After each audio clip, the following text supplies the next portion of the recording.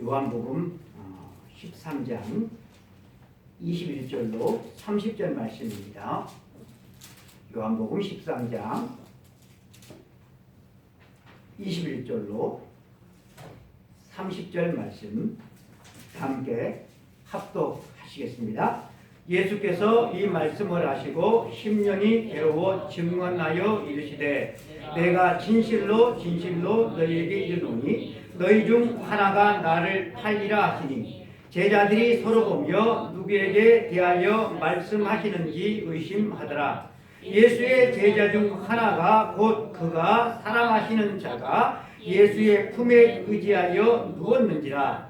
시몬 베드로가 머리짓을 하여 말하되 말씀하신 자가 누구인지 말하라 하니 그가 예수의 가슴에 그대로 의지하여 말하되 주여 누구니까? 예수께서 대답하시되 내가 떡 한 조각을 적셔다 주는 자가 그니라 하시고 곧 한 조각을 적셔서 가롯 시몬의 아들 유다에게 주시니 조각을 받은 후 곧 사단이 그 속에 들어간지라. 이에 예수께서 유다에게 이르시되 네가 하는 일을 속히 하라 하시니 이 말씀을 무슨 뜻으로 하셨는지 그 앉은 자 중에 아는 자가 없고 어떤 이들은 유다가 돈깨를 맡았으므로 영절에 우리가 쓸 물건을 사라 하시는지 혹은 가난한 자들에게 무엇을 주라 하시는 줄로 생각하더라. 유다가 그 조각을 받고 곧 나가니 밤이르라.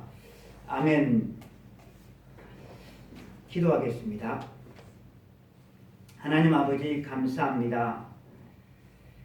올 1년도 니엇니엇 그렇게 지나가다가 벌써 12월 첫 주일이 되었습니다.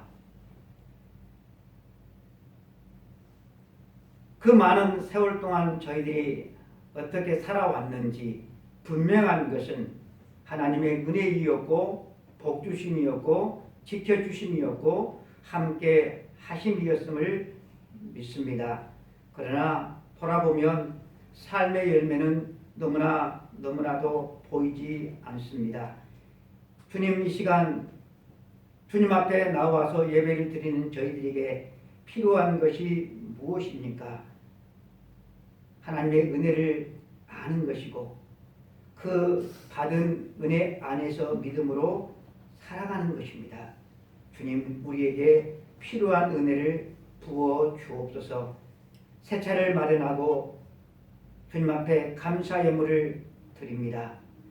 아버지 하나님, 그 차가 가는 곳마다 하나님의 놀라운 은혜와 사랑이 나타날 수 있도록 도와주시고 운전할 때마다 우리 주님께서 늘 지켜주시옵시며 주님과 사랑의 교제를 나누는 복된 여정이 되어줄 수 있도록 우리 하나님 은혜를 베풀어 주옵소서. 이 시간도 하나님 저희들이 주님 앞에 나와왔습니다.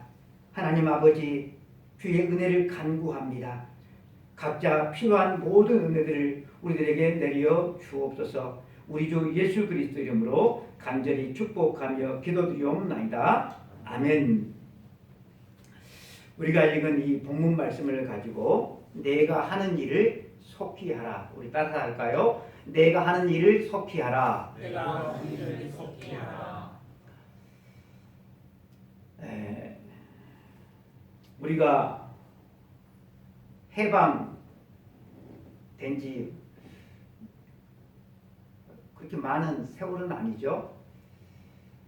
해방될 때 세계 여러 나라 가운데 제일 가난한 나라였는데 지금은 경제 대국이 되었습니다.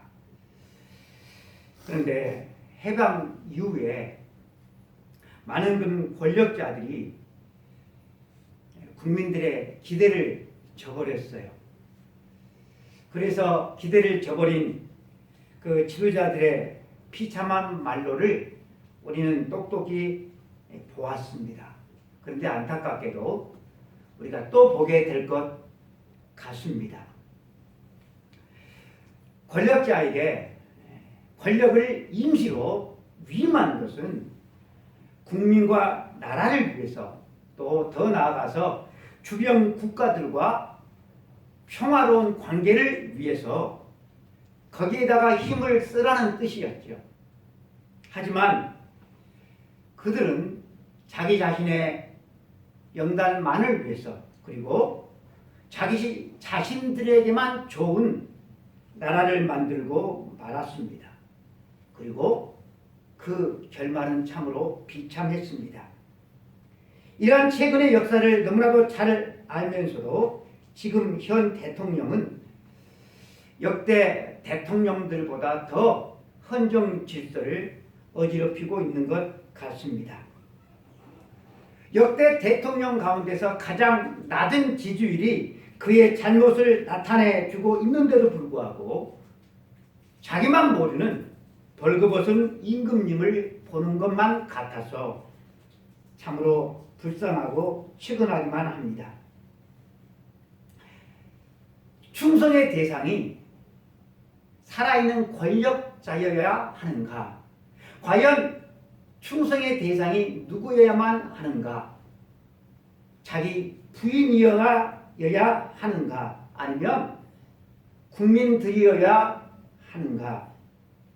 국민들의 어려운 살림 그리고 또 대한민국이 안팎으로 처해 있는 그런 위기에는 안중에도 없는 것 같은 대통령에게 쓴소리를 하는 국무위원들도 그리고 여당의 위원들도 없는 것만 같습니다.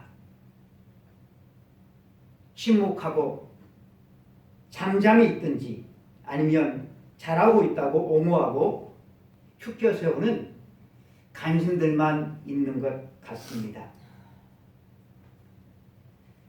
그런데 대통령은 그런 사람들만 선택해서 중요 보직에 올려놓은 것 같기도 합니다. 저는 국민들의 애타는 소리에 귀를 막고 눈을 감은 대통령과 정치인들을 보면서 사람에겐 소망도 희망도 없구나. 이 사실을 절실히 깨달았고 또 하나는 실망감만 안겨주는 권력자들의 모습이 바로 우리들의 모습임을 절실히 깨닫게 되었습니다. 애타게 외치시는 하나님의 음성에 귀도 막고 마음의 문도 닫아버리는 바로 저의 모습 그리고 여러분들의 모습을 보게 되었습니다. 우리는 이 현 정권에 참으로 안타까운 마음이 있는 것처럼 완악해진 내 모습을 보고 그 모습 앞에 우리는 애타하면서 회개할 줄 아는 그런 마음들을 가지고 우리가 신앙생활을 하고 이 시간도 예배를 드려야 할 것 같습니다. 우리는 사람들과의 관계 속에서 살아갑니다. 그 관계 속에서 우리는 그를 지지할 수도 있고 또 그를 반대할 수도 있습니다. 우리가 지지하고 우리가 반대하는 그 기준은 과연 무엇일까? 정인이 법인이 말은 그럴싸하게 해도 우리가 가장 중요하게 생각하는 것은 바로 나의 이익이 아닐까 싶습니다. 정의라는 것을 알아도 그것이 법이라는 것을 알아도 그렇게 해야 함에도 그것이 나의 이익에 반하면 사람들은 정의와 법을 따르지 아니하고 나의 이익을 따릅니다. 그리고 정의와 법을 결사항전합니다. 상대방을 향한 충성이나 헌신도 마찬가지입니다. 내가 원하는 바를 얻을 때에만 그를 향한 충성이든지 헌신이든지 그것이 유통기간이 있어요. 그것이 유효해요. 나에게 유익이 될 때만 충성도 하고 헌신도 합니다. 이것은 여러분 진정한 사랑이 아니죠. 진정한 사랑은 계산하지 않거든요. 오늘날 두 분은 결혼을 해도 각자 자기가 본 것은 따로따로 자기가 그 재산을 관리하는 경우가 대부분이라는 말을 들었습니다. 자기가 번 돈 함께 공동으로 그것을 관리하지 않고 자기 자신이 관리한다. 왜 그럴까요? 나중에 무슨 일이 생길지 모르니까 피차에 자기 돈은 자기가 관리하는 것이 깔끔하다고 해서 그것이 나중을 위해서 편리하다고 해서 그렇게 한다고들 해요. 서로가 서로를 신뢰하지 않는 것이죠. 서로가 다 자기 계산 속에서 살아가는 것이죠. 여러분, 진정한 사람은 자기 호주머니를 다 털어줘도 그것이 아깝지가 않죠. 그리고 다 털어준 것, 그거 받을 생각도 하지 않는 것이죠. 그런 사람만이 끝까지 사랑이 유지될 수가 있는 법입니다. 여러분, 우리가 믿는 우리 주님의 사랑은 하다가 많은 그런 사랑이 아니고 또 변절하는 사랑도 아니고 끝까지 우리 주님은 우리를 사랑해 주셨습니다. 내가 너희를 사랑한 것처럼 너희도 서로 사랑하라. 우리 주님은 그렇게 명령해 주셨어요. 우리가 요한복음 21절부터 30절 말씀을 우리가 읽었는데 이 말씀에는 주님의 사랑을 배신한 가룟 유다가 나오고요. 또 예수님의 품에 기대어 있는 예수님께서 사랑하시는 제자가 나오고 있습니다. 예수님께서 사랑하시는 제자가 누구죠? 조 집사님? 예수님께서 사랑하시는 제자가 누구예요? 이 요한복음을 쓴 사도 요한입니다. 이 요한은 여러분, 예수님께서 재판을 받으시는 그 현장에도 있었어요. 그리고 예수님께서 십자가를 지신 그 골고다 언덕에도 이 제자는 있었어요. 이 사실은 다른 제자들은 예수님께서 붙잡히니까 다 도망을 갔는데 이 제자만큼은 도망가지 아니하고 끝까지 예수님과 함께 그 자리를 지켰다라고 하는 것입니다. 끝까지 주님의 곁을 지켰던 제자와 그리고 주님을 배신한 가룟 유다가 나와요. 그리고 베드로와 나머지 제자들이 있는데 이 나머지 제자들은 누구를 대표하는가 하면 오늘날 우리들 교회를 대표하는 것 같습니다. 우리가 말로는 예수님을 믿는다고 하지만 고난이 다가오고 어려움이 다가오고 주님의 십자가의 고난을 우리가 영광으로 생각하지 않는다고 한다면 이렇게 고난과 시련이 있을 때 우리는 가차없이 주님을 배신하고 떠날 수가 있어요. 베드로는 주님을 끝까지 따르겠습니다. 내 목숨을 다해서 따르겠습니다. 말은 할지라도 고난 앞에서 그리고 나의 이익 앞에서 우리는 주님을 가차없이 헌신짝 걷듯이 그렇게 가룟 유다처럼 얼마든지 주님을 배신할 수가 있는 것입니다. 그런 면에서 우리는 다 가룟 유다와 주님을 사랑하시는 제자 사이, 배반자와 주님을 사랑하는 그 사이에 우리가 있다라고 하는 거예요. 예수님의 마지막 만찬을 우리가 생각하면 맨 먼저 떠올리는 것이 레오나르도 다빈치의 최후의 만찬일 것입니다. 아마 그 최후의 만찬이라고 하는 그림을 한 번도 보지 않으신 분들은 아마 없을 거예요. 금호 집사님 봤습니까? 안 봤습니까? 최후의 만찬. 봤어요, 안 봤어요? 시간 가면 설교 시간 길어져요. 최 집사님은 봤죠? 예, 안 본 사람은 없을 거예요. 그런데 여러분, 이 그림은 예수님 시대 당시의 문화적인 그런 배경으로 그린 그림이 아니고, 시간이 지난 다음 유럽의 그런 문화적인 상태를 반영한 그림이에요. 그 그림에 보면 12명의 그 예수님의 제자들과 12명이 식사를 하는데, 그 식탁이 일자형으로 나오잖아요. 일자형. 그렇죠? 네. 그런데 당시에는 다수가 모인 식탁은 일자형이 아니고 디귿자형이었다고 그래요. 그리고 또 식탁이 높지도 않았다고 합니다.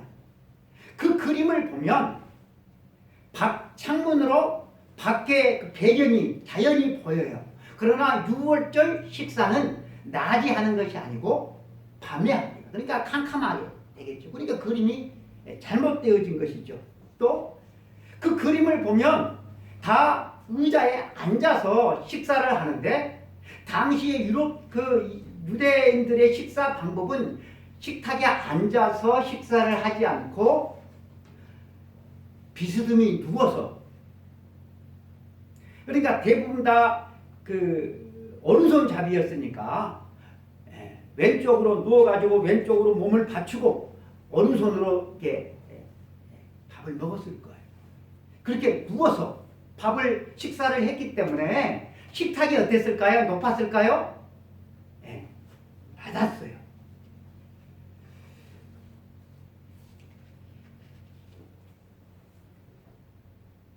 우리는 최후의 만찬에서 우리가 특별히 관심을 가지고 있는 것이 뭔가 하면, 예수님과 12 제자의 그 자리 배치는 어땠을까? 거기에 대해서 우리는 궁금증을 가지고 있어요. 23절 말씀을 보면 예수님께서 사랑하시는 제자가 예수님의 품에 의지해서 누웠다라는 이 말씀에서, 이 제자가 그 주님의 제자 사도 요한인데 예수님의 품에 기대어서 누웠어요.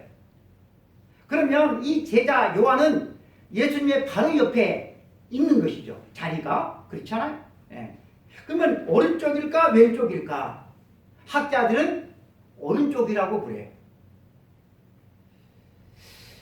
그리고 우리가 제일 이렇게 초미의 관심의 대상인 가룟 유다의 위치는 어디였을까? 가룟 유다의 위치는 여러분 어디였을 것 같아요? 조집사님, 어디였을 것 같아요? 가룟 유다의 위치. 한 번도 생각해 보지 않으셨어요? 예수님께서 떡 한 조각을 찍어서 유다에게 건네주잖아요. 그러면 건네주기 위해서 자리에서 일어나셔서 건네주셨을까요? 아니면 바로 여기 이렇게 건네줬을까요? 일어나셨다는 표현이 없어요. 그러면 예수님의 바로 옆이나 그 옆이었을 거예요. 아주 가까운.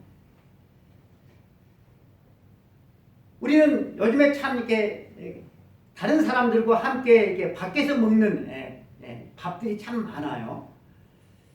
다른 사람들과 함께 밥을 먹을 때 여러분 편한 사람하고 같이 먹으려고 합니까? 아니면 좀 불편한 사람과 같이 먹으려고 합니까? 우리는 불편한 사람과 같이 앉아서 먹으려고 하지가 않아요. 근데 부득이하게 같이 먹게 되어지는 경우 좀 거리가 좀 떨어진 상태로 우리는 식사를 하려고 하죠. 예수님은 이 가룟 유다에게 가장 믿을 만한 제자가 앉는 그 자리를 주님께서 일부러 내어주셨어요. 여러분, 우리가 이것을 생각한다고 하면 이 가룟 유다의 배신이 우리 주님에게는 얼마나 뼈아픈 일이었는지 우리가 알 수가 있습니다. 두 종류의 사람들이 예수님과 함께하는 만찬에 함께하고 있어요. 세상을 사랑해서 예수님을 떠난 가룟 유다와 예수님을 사랑해서 예수님의 품에 기댄 제자, 그리고 나머지 어중간한 제자들. 여러분, 이 제자들이 다 주님을 사랑한다고 그랬어요. 죽기까지 주님을 따르겠다고 그랬어요. 하지만 예수님이 잡혀가시니까 뿔뿔이 다 흩어지고 말았어요. 가룟 유다처럼 예수님을 그렇게 배신한 것은 아닐지라도 예수님을 부인하고 떠났다는 점에서는 가룟 유다와 다를 바가 없지요. 그러니까 어중이 떠중이는 고난이나 자기의 이익 앞에서 결국은 떠난다는 사실이죠. 결국은 떠난다는 사실이죠. 여러분들은 안 그럴 것 같습니까? 만일에 우리 주님께서, 부활하신 주님께서 이 떠난 제자들을 찾지 않으셨다고 한다면 어떻게 되었을 것 같습니까? 오늘날 우리가 알고 있는 제자들은 아니에요. 그런데 이 가룟 유다는 주님께서 다시 찾을 기회조차도 주지 않아요. 왜냐하면 스스로 목숨을 끊었기 때문이죠. 여러분, 주님께서 다시 찾아오시는 것, 이건 놀라운 은혜죠. 그런데 우리는 주님을 어중이 떠중이로 따라서는 안 된다라고 하는 거예요. 예수님은 내 떡을 먹는 자가 내게 발꿈치를 들었다라는 이 시편의 말씀을 인용하시면서 제자들 중에 배신이 있을 것임을 암시하는 말씀을 하셨어요. 그리고 19절을 보면 주님께서 이 말씀, 무슨 말, 내 떡을 먹는 자가 내게 발꿈치를 들었다라고 하는 이 말씀을 미리서 일러주는 이유는 일이 일어날 때 내가 그인 줄, 내가 메시아인 줄 너희가 믿게 하려 하심이라 라고 설명을 해 주셨습니다. 예수님께서 이 제자 중에 한 사람이 당신을 배신할 것이다 라고 하는 말씀을 하실 때 괴로우셨다고 그래요. 21절 말씀 보니까 예수께서 이 말씀을 하시고 심령이 괴로워 증언하여 이르시되 너희 중에 한 사람이 나를 팔리라. 요한복음을 보면 예수님께서 괴로워하시는 경우가 3번 나와요. 3번. 한 번은 나사로가 죽자 그 누이 마리아가 슬피 우는 모습을 보셨을 때 괴로워하셨다라고 나와요.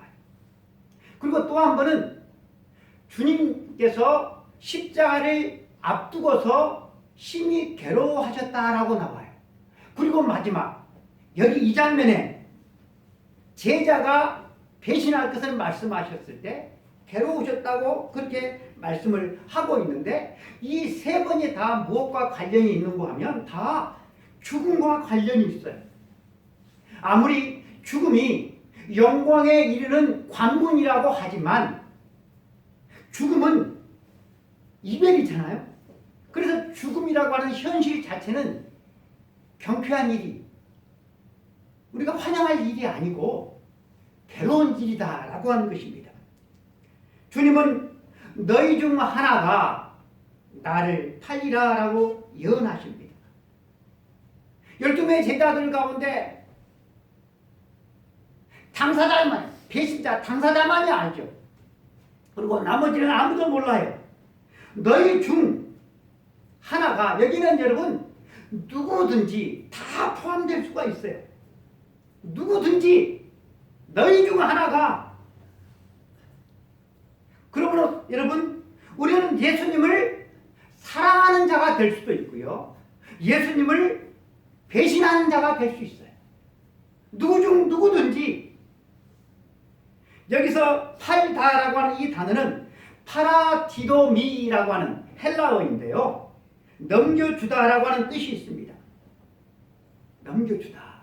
예수님의 죽음을 가리킬 때 많이 쓰였던 말인데, 가룟 유다처럼 인간이 예수님을 넘겨주는 것은, 이것은 배신이 되는 것이죠. 그렇죠? 그런데 하나님께서 당신의 사랑하는 아들을 넘겨주시는 것은 이것은 배신이 아니라 뭐가 되는 거예요? 이것은 사랑이 되는 것이요.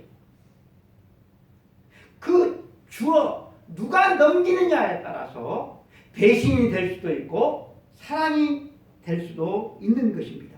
여러분, 너희 중 하나가 나를 팔리라. 너희 중 하나가 나를 팔리라. 이 주님의 말씀을 듣고서 무덤덤할 제자가 누가 있겠어요? 다 깜짝 놀랐을 것입니다. 너희 중 하나가 나를 팔리라. 요셉을 누가 팔았어요? 자기 형 10명이서 은 20을 주고 팔았어요. 동생이 얼마나 믿고 미웠으면 자기 동생을 노예로 팔아버렸을까요? 얼마나 미웠습니까? 그런데 여러분, 제자 중 한 사람이 예수님이 얼마나 마음에 안 들고 미웠으면 3년간 동거동락했는데 그 주님을 팔 생각을 했을까요?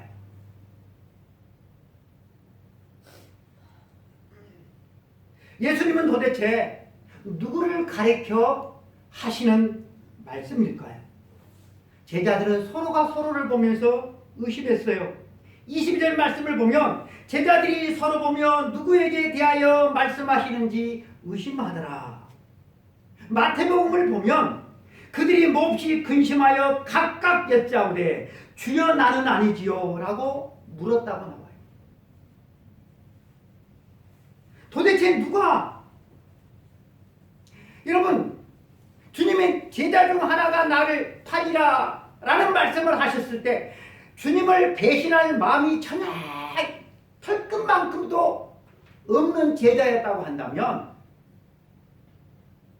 나는 아니죠? 나는 아니죠? 그렇게 물을 필요가 없는 것이죠. 근데 각각 다 물었다라고 하는 것은 어떤 뜻이 있을까요? 최 집사님? 주님을 배신할 마음이 조금씩은 다 있었다라고 하는 것이죠.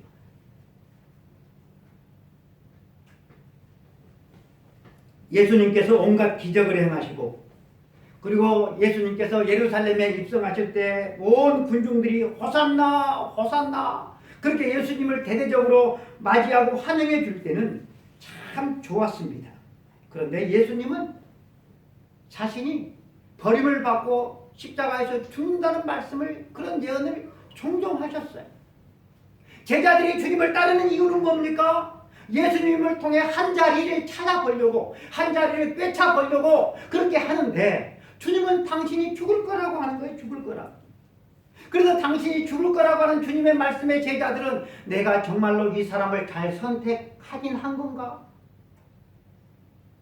닥쳤던 개 지붕 쳐다보는 격은 아닌가? 그런 우구심이 차곡차곡 들 때였어요. 스멀스멀 쭉 피어올랐다라고 하는 거예요. 너희 중 한 사람이 나를 팔리라. 여러분, 주님의 이 말씀의 분위기는 그 만찬의 분위기는 갑자기 싸늘해졌을 것입니다. 그런 분위기 속에서 한 제자는 주님의 품에 의지해서 누워 있었어요. 근데 그는 주님께서 사랑하시는 제자였어요. 예수님과 이 사람이 어떤 관계인지를 잘 나타내주고 있어요. 이와 비슷한 표현이 요한복음 1장 18절에서 나타나는데요. 예수님과 하나님 아버지 간의 친밀한 관계를 묘사할 때 이렇게 묘사를 하고 있어요. 아버지 품속에 있는 독생자, 아버지 품속에 있는 독생자. 요한복음에서는 예수님과 하나님 사이의 이 하나됨을 가장 잘 반영해주고 있는 그런 모습이 바로 여기에요. 그가 사랑하시는 자가 예수님의 품에 누워있는 장면이에요. 만왕의 왕이신 주님 품에 과연 여러분 누가 기대어서 누워있을 수 있을까요? 한번 해보세요. 여러분, 이 나라 대통령의 품에 국무총리가 여러분에게 기대어 누울 수 있습니까? 네? 온 우주 만물을 지으신 창조주 하나님의 품에 기대어서 누울 수 있는 사람이 여러분 과연 누가 있습니까? 여러분, 이것이 주님과 우리가 누리기를 원하는 주님의 마음이에요. 주님의 품에 누워있는 그런 아름다운 모습, 그렇게 사랑의 긴밀한 교제를 하기를 원하는 것이 우리 하나님의, 우리 주님의 간절한 소망이다라고 하는 것입니다. 요한과 가룟 유다의 자리는 우리가 어느 정도인지 알았어요. 예수님의 좌우편이었다고 한다면, 그렇다고 한다면 여러분, 예수님의 수제자인 베드로는 어디에 앉았을 것 같습니까? 근모 집사님. 베드로의 자리는 이 예수님의 좌우편이라고 하면 누가 앉아 있어야 돼요? 예수님의 좌편이나 우편에 수제자인 베드로가 앉아 있어야 될 것 같은데, 그렇잖아요? 네. 근데 이 베드로의 자리는 여러분 어디였을까? 예수님께서 최후의 만찬 자리에서 일어나셔서 제자들의 발을 씻으실 때 베드로가 주님, 나의 발은 절대로 씻지를 못합니다 라고 막죠. 그러니까 주님께서 내가 너를 씻어주지 아니하면 너와 나는 아무런 상관이 없다라고 말씀하시니까 베드로가 주여, 내 발뿐만 아니라 손과 머리도 씻어 주옵소서라고 태도를 바꾸잖아요. 우리는 이 사실에서 발을 차례로 이렇게 씻어주다가 베드로가 맨 나중에 베드로의 발을 씻을 가능성이 꽤 높아요. 그렇다고 한다면 여러분, 이 베드로의 자리는 어디였을 것 같아요? 디귿자의 자리 가운데 그죠? 한쪽 끝이었을 가능성이 여러분 높다라고 하는 것입니다. 너희 중 한 사람이 나를 팔리라. 여러분, 여기서 잘 들으셔야 돼요. 예수님으로부터 좀 거리가 먼 베드로하고 예수님의 가장 가까이에 있는 이 요한하고 눈이 맞아요. 눈이 맞아요. 이때 베드로는 요한에게 머리짓을 해요. 너희 중 한 사람이 나를 팔리라 주님께서 말씀을 하시니까 배신자가 누구인지 예수님께 물어보라고 눈짓을 줘요. 여러분, 그림이 이해가 되죠? 24절 말씀을 보세요. 시몬 베드로가 머리짓을 하여 말하되 말씀하신 자가 누구인지 말하라 하니. 여러분, 베드로가 이 질문을 제자들이 다 듣게 요한에게 예수님께 질문하라고 그렇게 했을 것 같습니까? 세주는 어떻게 생각하세요? 안 그렇죠? 지금 큰 소리로 말할 분위기가 아니죠. 머리짓으로 입만 이렇게 했을 수도 있고 그냥 눈만 이렇게 했을 수도 있고, 예. 그러니까 무슨 짓을 하는지 우리는 다 알잖아요. 여러분, 이것은 두 사람의 비밀이었어요. 누구와 누구? 베드로와 요한과만의 비밀이었어요. 그리고 요한은 예수님께 이제 질문을 하죠. 모든 제자들이 다 알아들을 큰 소리로 질문을 했을 것 같아요. 최 집사님 어떠세요? 안 그렇죠. 누구만? 예수님께 귓속말로, 예수님만 들을 수 있는 말로, 주님 누구예요? 25절 하반절에 주여 누구니까 물어요. 그러면 주님이 답변을 하시죠. 주님은 답변을 제자들이 다 듣도록 그죠? 누구다라고 대답해 주셨을 것 같아요. 또 최집사님 어떻게 생각하세요? 네? 누구만 듣도록, 누구만? 이 요한만 듣도록. 그래서 26절에 내가 떡 한 조각을 적셔다 주는 자가 그니라. 여러분, 이 말은 다른 제자들 듣지도 못했어요. 떡을 받게 되질. 그럼 옆에 앉은 가룟 유다도 듣지를 못했어요. 예수님께서 떡을 적셔 주는 사람, 그 사람이 팔자인데 예수님께서 떡을 적셔서 누구에게 줍니까? 유다에게 주잖아요. 이 모습을 보고서 누가 화들짝 놀랐을 것 같아요? 누가? 금호 집사님, 누가 놀랐을 것 같아요? 유다가 놀랐을 것 같아요? 요한이 놀랐을 것 같아요? 요한이죠, 요한. 다른 제자들은 이 의미를 몰라요.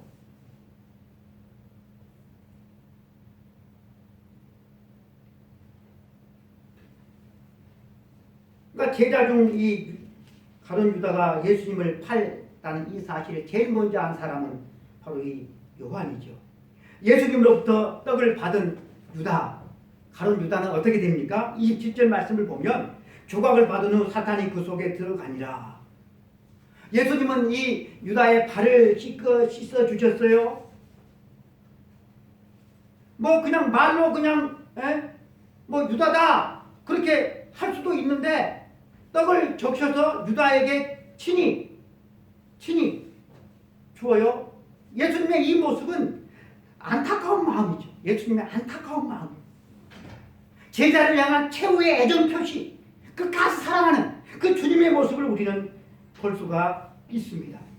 떡을 바꿔서 27절 말씀을 보면 사단이 그 속에 들어갔다라고 말씀을 하고 있어요. 그렇게 애정 표현을 했는데도 불구하고 이 가룟 유다의 마음은 더 이상 돌이킬 수가 없는 그런 상태가 되어버렸다라고 하는 것입니다. 사탄이 그 속에 들어갔다. 예수님이 이 유다에게 떡을 주었기 때문에 사탄이 들어간 게 아니라 이미 그의 마음은 사단의 지배를 받고 있었다라고 하는 것. 예수님께서 성령으로 충만해 계셨다고 한다면 이 유다는 사단으로 충만해 있었다라고 하는 것입니다. 사단에게 마음을 줘버린 이 유다에게 주님께서 마지막으로 하신 말씀이 뭡니까? 27절 하반절에 보면 예수께서 유다에게 이르시되 네가 하는 일을 속히 하라.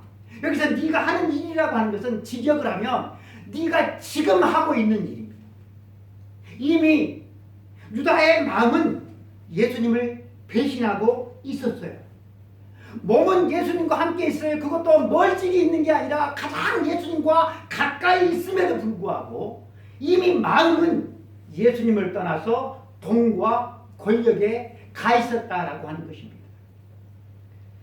가장 말씀을 가까이 하면서도 가장 말씀을 큰 소리로 외치고 주님의 이름을 큰 소리로 외치면서도 마음은 딴 곳에 가 있고 주님을 팔아서 내 몫을 챙기려는 사람들이 있다고 한다면 여러분 어떤 부류일 것 같습니까? 말씀과 가장 가까이에 있어요. 주님의 이름을 가장 큰 소리로 해요. 근데 주님을 이용해서 자기 목을 챙기려고 하는 사람들이 있다고 한다면 어떤 부류의 사람들일 것 같습니까? 조 집사님. 누구일 것 같아요?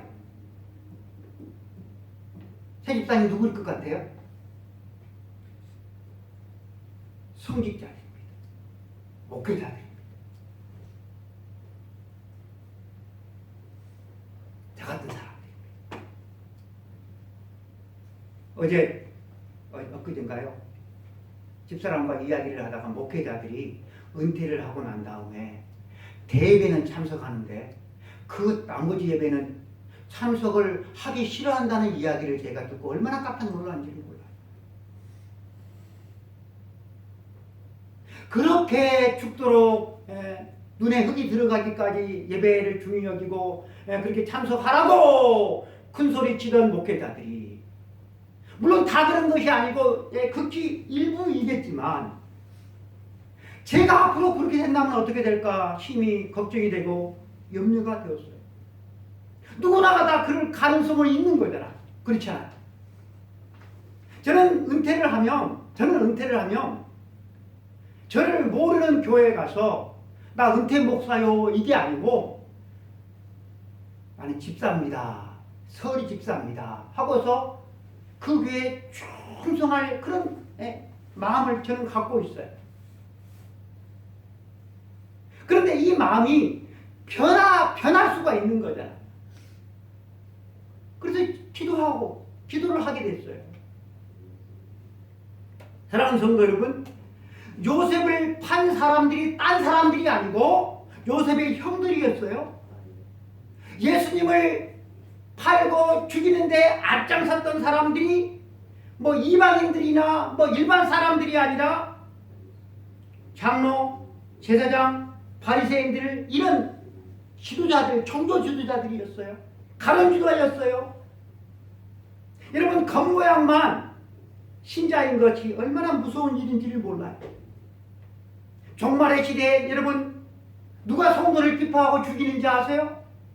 마태복음 10장 21절을 보면 장차 형제가 형제를 아버지가 자식을 죽는 데 내어주며 자식들이 부모를 대적하여 죽게 하리라. 여러분 신앙생활 똑바로 해야 돼요. 언제나 가정의 복음화가 돼야 돼요. 네가 지금 하고 있는 일을 하라.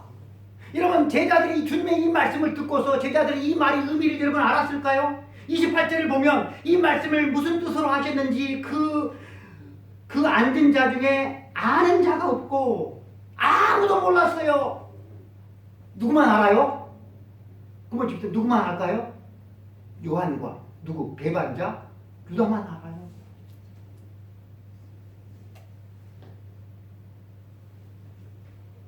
제자들은 어떤 뜻으로 받아들이는지 아세요? 29절 말씀을 보면 어떤 이들은 유다가 동태를 맡았으므로 명절에 우리가 쓸 물건을 사라 하시는지 혹은 가난한 자들에게 무엇을 주라 하시는 줄로 생각했다. 전혀 예수님의 뜻을 몰랐다라고 하는 것입니다. 여러분 사람이지만 같은 사람인데도 짐승은 알아도 반려동물은 알아도 사람은 몰라요. 몰라요. 그래서 같이 결혼도 하고 일도 하고 살아가는 것 같아요. 알면 살 사람이 얼마나 있을까? 그런데 우리 주님은 다 아시면서도 죽기까지 끝까지 사랑하셨어요. 여러분 사람이요. 도집사님 겉과 속이 같은 사람이 있을까요? 네? 있다고 생각하세요? 저는 없다고 생각해요. 한 사람도 없어요. 겉으로는 웃어. 겉으로는 친절해. 겉으로는 칭찬해. 근데 속으로 무슨 생각을 하고 있는지 몰라요. 성경에 보면 한 여인이 향유옥합을 깨뜨려가지고 예수님께 부어주잖아요. 그러니까 그 모습을 보고 가룟 유다가 막 책망을 하면서 이걸 왜 허비하느냐, 이걸 팔아가지고 300데나리온 받아가지고 가난한 사람들한테 주면 그것이 얼마나 유익한데 이 바보야 하면 주가 그러잖아요. 가룟 유다가 얼마나 훌륭합니까? 근데 여러분 가룟 유다의 속마음은 어땠다고 성경에 나와요? 훔쳐가밀러라, 도둑놈이다 라고.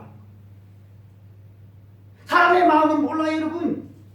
그래서 오죽했으면 여러분 열길 물속은 알아도 한길 사람 속은 모른다라고 하는 속담이 생겼겠어요.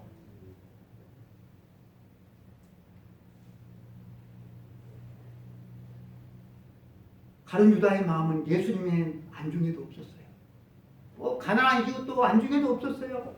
예수님을 팔고 도둑질해서라도 그런 돈을 벌기를 원했고 권력자들과 친해지려고 했어요. 그렇지만 우리 주님은 끝까지 제자들을 사랑했어요.